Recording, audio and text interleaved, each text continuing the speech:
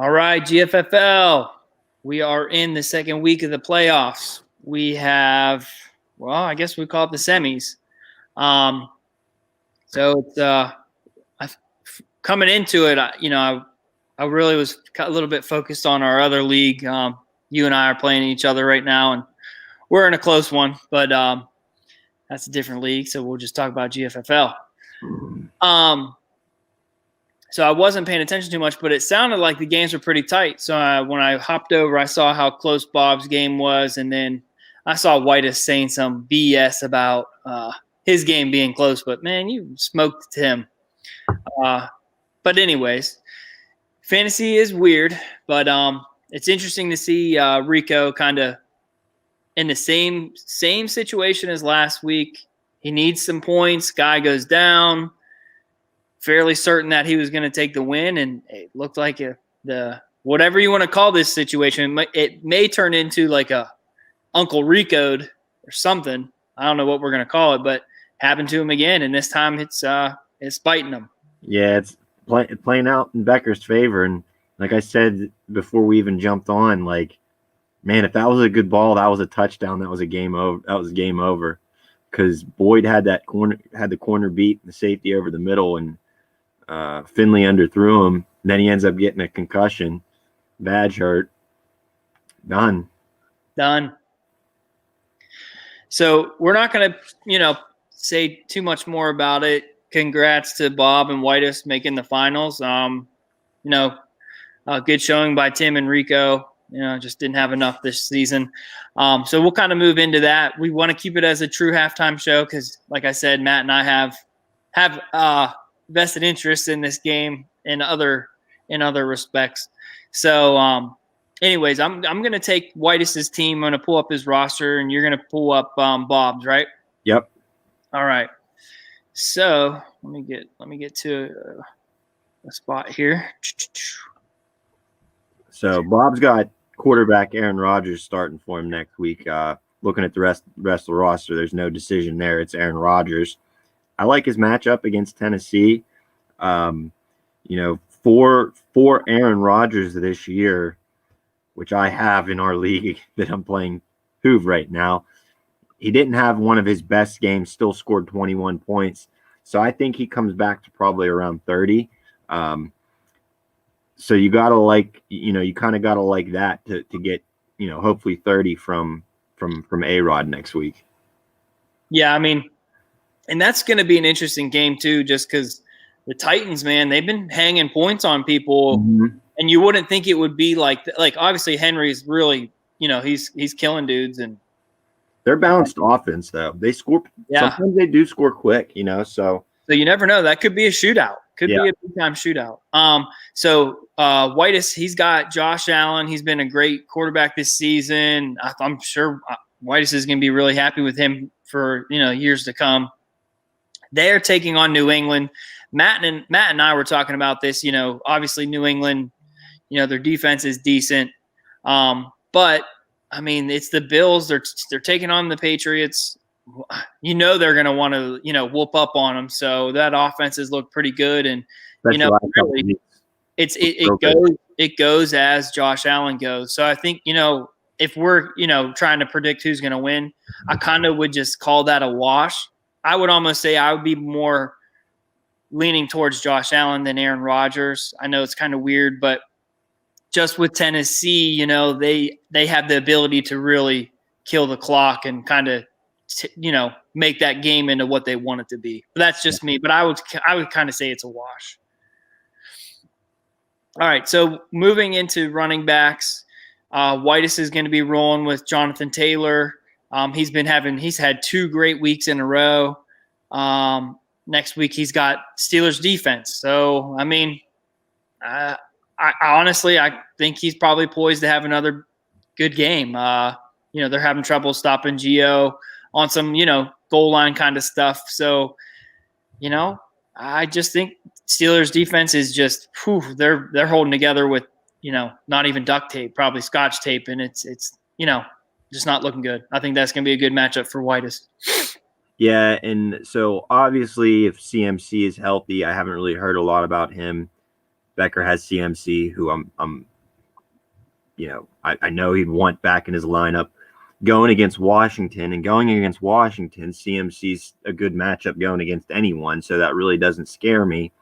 But, if it is Mike Davis and he rolls with Mike Davis again, the game script that I saw from Thursday, it doesn't look like Mike Davis is the only guy that they're running anymore. It looks like they're feeding some of the other backs, some of the rookies. They had more back there in the backfield a good bit of time. So I definitely think that advantage would go to Whitus as far as that back-to-back matchup. Now, I don't think Davis is Bob's number one running back, so I don't know if it's safe to compare them. But I definitely think Davis is a weaker spot if he has to start him. And he's got some other guys on his bench. He's got Jimmy Connor on his bench, but who knows if he plays. Singletary, I'm pretty sure Singletary had a touchdown at the end of that Buffalo game this week that was unneeded. I think he broke one late for like 50 yards and a touchdown. Otherwise, he doesn't get the win there. But that's kind of a timeshare there too. So you don't know what you're going to get out of Singletary. He has had some good games. Yeah. He hasn't been very consistent.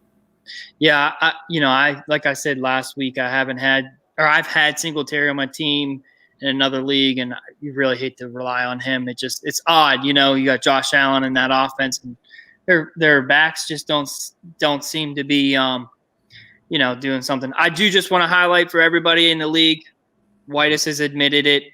He's just dumb. Anyways, so Whitus, he's got Aaron Jones going next week. This dude's been killing it as well. Number 5 running back this season. 29th overall. They play Tennessee. Tennessee, they also give up points. So, and plus you got Aaron Rodgers. I mean, I think that, he's probably got that's automatic. That's like if you have a Derrick Henry or a healthy CMC, Yeah. you're pretty happy with whoever he's going against. But I just to kind of go back to you were talking about Mike Davis. I think if I'm Bob, and I feel like Bob and I have a pretty similar approach. If it's me, I'm hoping that McCaffrey practices all week. He comes off of the injury report early, and you just know that you know what you're getting. If you're gonna get this, like he didn't practice until late in the week, and he did limited participant, and you're like, last second, is he going to play or not? I would rather have Mike Davis and know that it's just him and not CMC. So I imagine Bob's probably the same way. I think I would normally too. The only thing that I would look at, I guess, if it were me, and I don't want to manage anybody's team for them, but if it were me and I'm looking at what I have to go up against in Whitus, and I see that CMC's playing, whether it's limited or not, I'm rolling the dice going, it's boom or bust, because if I get 10 points out of Mike Davis, and I take the L, or even if that 10 points would have been enough, I can live with that, because I think, you're just going up against a giant in Whitus. So I think you need to, I think I personally go boom or bust. Yeah. Yeah.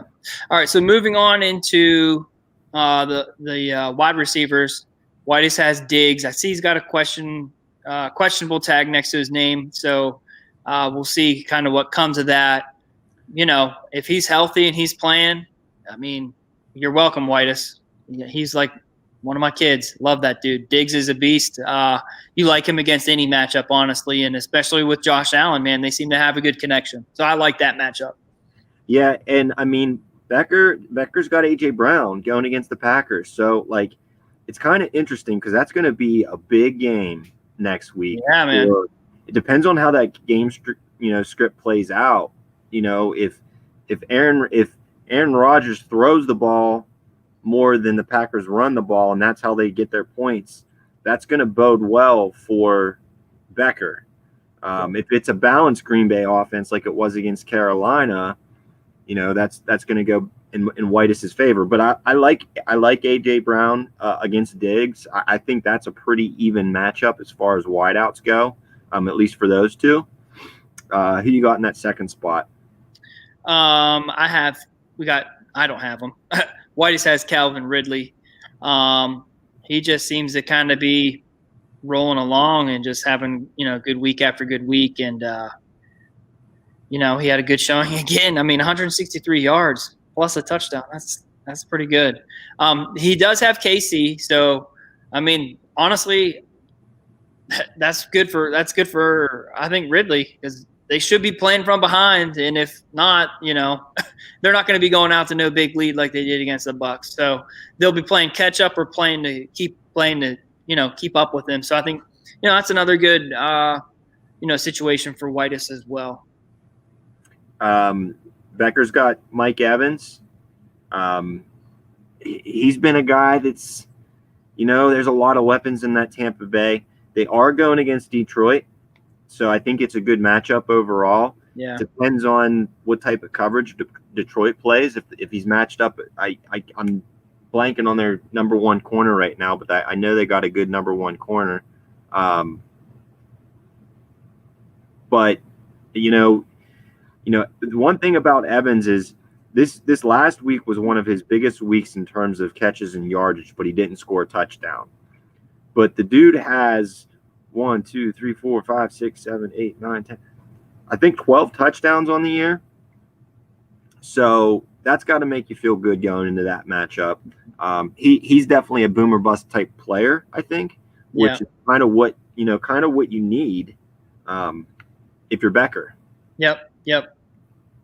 And then I actually skipped his number two wideout, DK Metcalf. So that's his second guy. I mean, you're pretty happy with any matchup with him as well. These guys are pretty much plug and play. Whitus is in the chat here telling me where they rank. He says DK's number 3, Ridley's number 4, Diggs is 7. Yes, that is a very good receiving core. And Diggs is only 7 because he hasn't scored the touchdowns.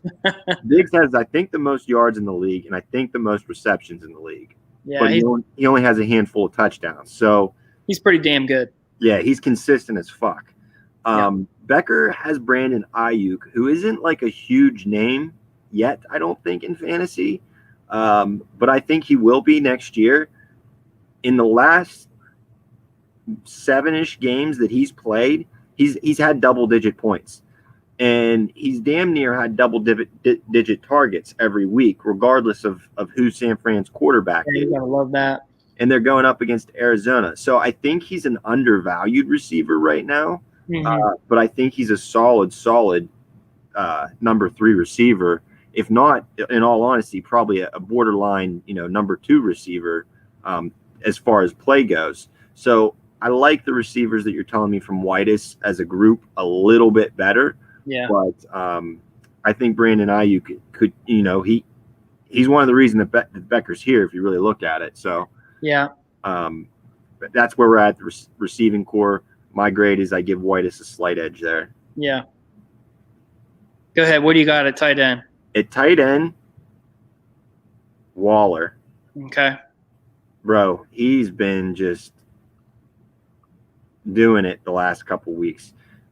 He has had a couple inconsistent performances, but man, I don't know what the quarterback situation is going to be like in Oakland. But you got to think now he does have Miami, which has been a pretty good defense, but he's just one of those players at tight end that no matter what, it doesn't seem to matter what his matchup is because he's a borderline receiver. Linebackers can't much match up against him. He's too big for corners or safeties. So you got to like that. Yeah. And then Whitus has Mark Andrews, which, I mean, come on. It's another top flight tight end, top 5. He hasn't scored. Oh, he scored a touchdown last week. So, I mean, he's looking at about 6-7 targets a game. So, that's just kind of like icing on top of the cake, I think, for Whitus.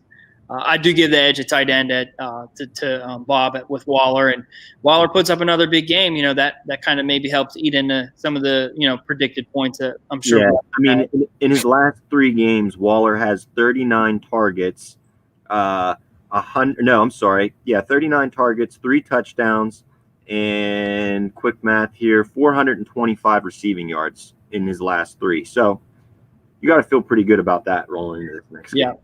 All right. What do you got kicking in the flex? So kicker Justin Tucker. No. What's the flex? Oh, the flex.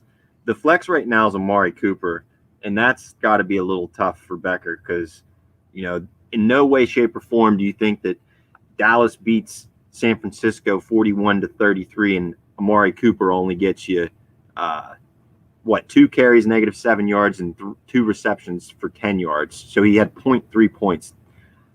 It just doesn't seem like he has the relationship built.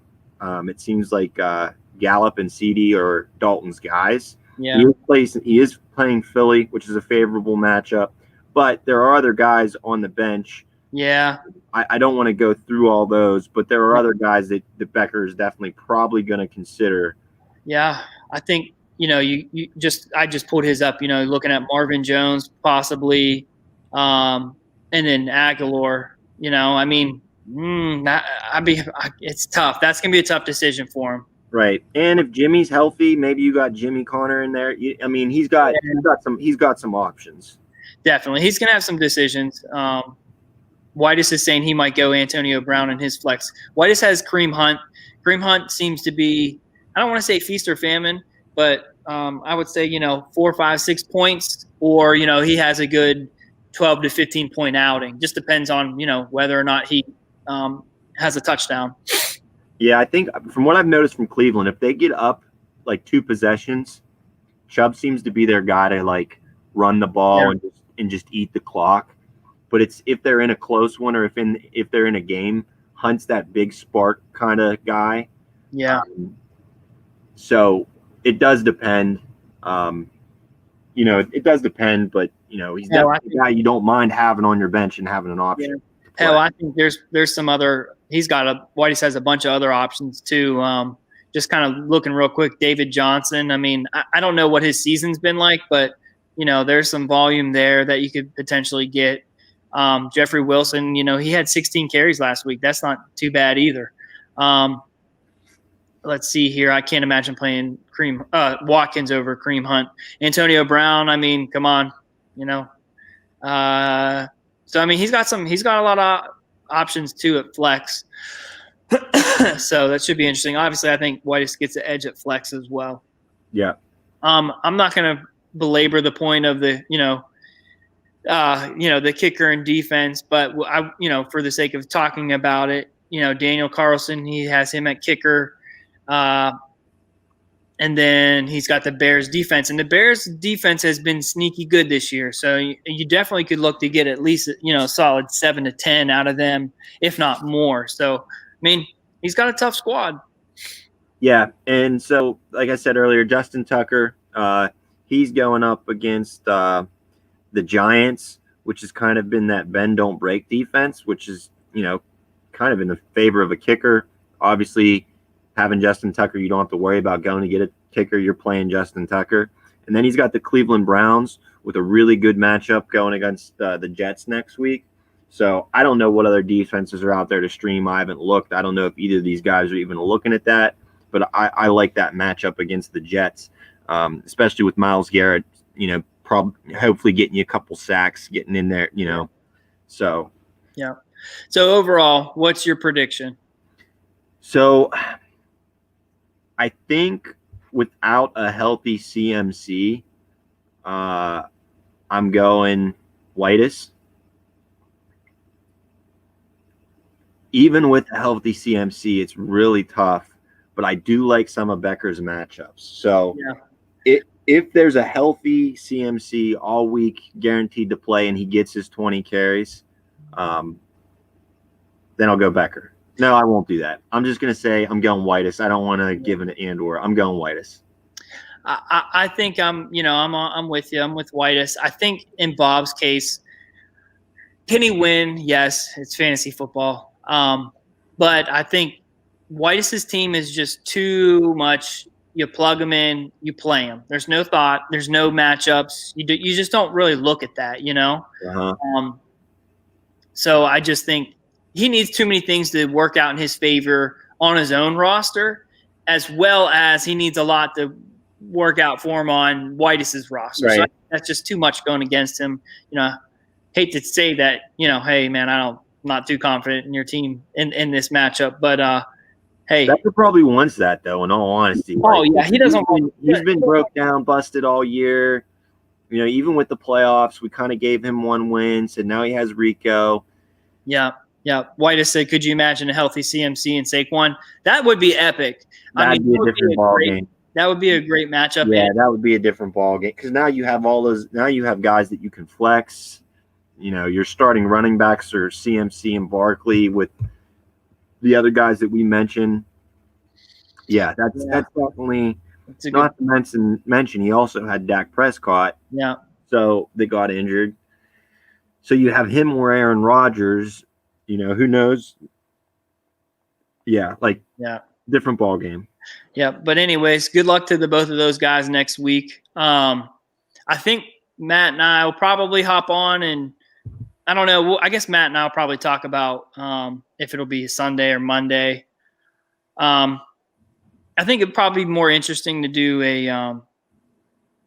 it'd be more interesting to do like a after we know who won kind of thing and can sort of talk a little bit about it, or maybe we could even get whoever wins on with us or something like that. I don't know. Matt and I will talk about that. But anyways, one more week, Matt. Well, one more week, and then I think you and I talked about maybe recapping the season a little bit and talking about a couple things, but yeah, maybe we'll wait a week or so. Like maybe do the final and then like wait a week and do a recap or something. Yeah. So, anyways, hope you guys like the show for the most part of the season. You're gonna have to deal with us a couple more weeks, even though most of you aren't watching. So Matt and I just have to hang out with each other for a little bit longer. But yeah. And good luck to Rico and Tim next week too, because they'll both be playing for something. Yeah, well, Tim's gonna get worked over pretty hard by Rico's squad. Yeah, we didn't go through those, but Rico's squad he's good, man. So, anyways, good luck to everybody, and Steelers score. Here we go, comeback. Anyways, have a good rest of your week, fellas. See ya. Merry Christmas. Yeah, Merry Christmas, fools.